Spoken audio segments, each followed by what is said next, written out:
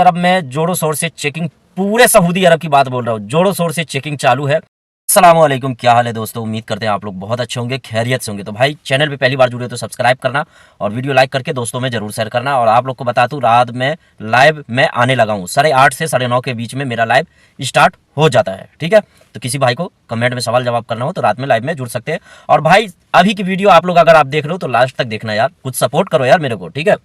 और सबसे पहले मैं आप लोग को एक न्यूज़ शेयर करता हूँ, जो सऊदी अरब के रियाद शहर से एक छोटा सा जगह है अल नसीम, खुरेस रोड के बगल में ही नसीम एरिया है एक, जिसमें एक भाई ने अपने आप को फांसी लगाकर जान ले ली, यानी फांसी पे लटका लिया अपने आप को।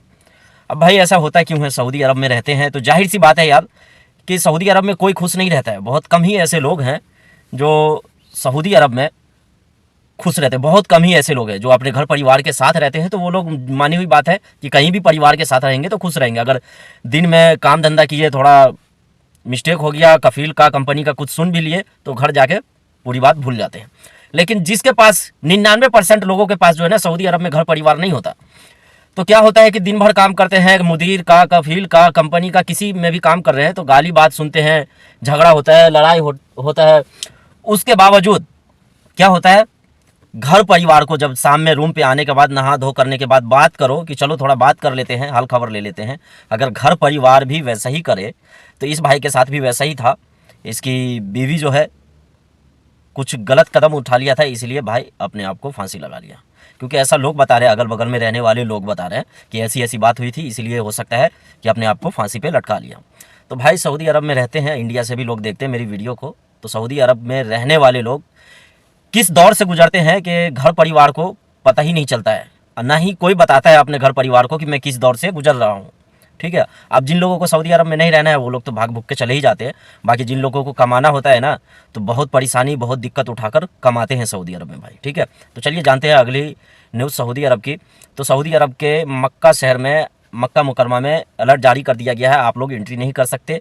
और एंट्री करते हैं, बस के थ्रू एंट्री करते हैं तो पकड़े तो नहीं जाएंगे, उम्मीद है कि पकड़े नहीं जाएंगे बस में, लेकिन बस से जब उतरेंगे कहीं के लिए टैक्सी पकड़ेंगे, अगर टैक्सी का चेकिंग हो गया और आपका इकामा चेक हो गया, नॉन मुस्लिम निकले आप, ज़्यादातर नॉन मुस्लिम निकले, इन पे ही फोकस किया जाता है, तो भाई साहब आप लोगों को हो सकता है कि डिपोर्ट कर दिया जाए या फाइन लगा दिया जाए। तो बेहतर है कि अगर आपको जद्दा का काम है तो जद्दा जाइए, मक्का की तरफ मत जाइए। क्योंकि बहुत सारे लोग सोचते हैं कि भाई मक्का का बस का टिकट कटा लेता हूँ, फिर वहाँ से जद्दा चले जाएंगे तो खर्चा कम पड़ता है, इसीलिए। बाकी भाई सऊदी अरब में जोरों शोर से चेकिंग, पूरे सऊदी अरब की बात बोल रहा हूँ, जोरों शोर से चेकिंग चालू है। हफ्ते में 15-15 हज़ार लोगों को गिरफ्तार किया जा रहा है। पहले तो 11,000, फिर 13,000, फिर 15,000, अभी 17,000 के लपेट में हो चुका है। और क्यों हो चुका है भाई, हज का सीज़न है, इस वजह से चेकिंग एकदम ताबड़तोड़ चालू है। पकड़े गए बिना इकामा के, हुरूप लगा है, भागे हुए हो, या कोई केस फेस भी, मतलूब वगैरह भी है, तो आप लोग को, मतलूब वाले को तो खासकर, अगर आप लोग के ऊपर मतलूब है तो भैया पकड़े जाओगे। तो जब तक हज खत्म नहीं होगा, हाजी लोग सऊदी अरब से रवाना नहीं होंगे, तब तक आप लोग को छोड़ा नहीं जाएगा। क्योंकि मतलूब में ऐसा ही होता है, पुलिस वाले पकड़ते, फिंगर उंगर लगाते, आपके ऊपर केस है तो छोड़ देता है। लेकिन अभी फिलहाल 2 महीना 2.5 महीना के लिए जेल में डाल दिए जाओगे। तो इसलिए बच के रहो, ऐसे एरिया में घूमना फिरना बंद कर दो। कहीं काम कर रहे हो तो चुपचाप काम करो और अपने रूम पे बैठे रहो भैया, खा पी के, बेहतर होगा। ठीक है, और बहुत सारे भाई छुट्टी जाते हैं या छुट्टी जाने वाले होते हैं, किसी किसी भाई के ऊपर होता है कि फाइनल एग्जिट भी लग गया, नहीं जाते हैं, तो भैया इसका भी एक नया अपडेट है फाइनल एग्जिट वाले का। उसके बाद छुट्टी की बात करेंगे। फाइनल एग्जिट वाले का ये अपडेट है कि फाइनल एग्जिट लग गया, अगर आप नहीं जाते हैं या आपको पता ही नहीं है मेरा फाइनल एग्जिट लगा हुआ, एक्सपायर हो गया, तो हो सकता है कि दोबारा फाइनल एग्जिट आपका लगना थोड़ा मुश्किल हो जाए। क्योंकि आपका कफील केस कर सकता है कि ये बंदा भागा हुआ है, जाएगा तो फिर इसको दोबारा एग्जिट लगाने के लिए पहले मुझसे मिलना पड़ेगा, इस तरह से केस करता है।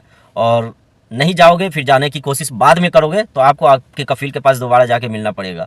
और क्या फ़ायदा है कि आपका कफील दोबारा आपसे फाइनल एग्जिट का फ़ाइन का पैसा मांगेगा, उसके बाद से एकामा रिन्यूअल का, एकामा का फ़ाइन का, उसके बाद पता नहीं कई कई तरह का पैसा मांगेगा, 5-6 हज़ार रियाल फालतू में फेंकना पड़ जाए।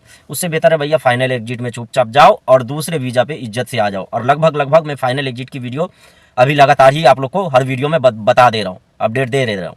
लेकिन बाद में आप लोग बोलते हो यार ऐसा ऐसा मसला हो गया, मेरे पास कर्जा है तो भैया क्या करोगे, कर्जा है तो फिर आप ही ना फाइनल एग्जिट मांगे होगे यार कफील से। अपनी मर्जी से तो नहीं लगा के देता है कफील लोग चाहता है कि भाई ज़बरदस्ती तू इधर ही मर जा, लेकिन मेरे पास ही काम कर। और आप ज़बरदस्ती करोगे, एग्जिट दे देगा, फिर नहीं जाओगे तो गलती तो आपकी है, फिर तो पैसा भी भरना पड़ेगा, कर्जा सधाने के चक्कर में रुके थे और ऊपर से फिर जो है जाने की टाइम में कर्जा करना पड़ेगा, तो फायदा क्या है। थोड़ा सा माइंड लगाओ भाई लोग, ठीक है, थोड़ा सा दिमाग लगा के काम करो सऊदी अरब में, तो कुछ कर पाओगे, नहीं तो कुछ नहीं कर पाओगे भैया। ठीक है, वीडियो अच्छी लगी हो तो सब्सक्राइब, लाइक, शेयर और कमेंट में फीडबैक जरूर देना। थैंक यू, अल्लाह हाफिज़।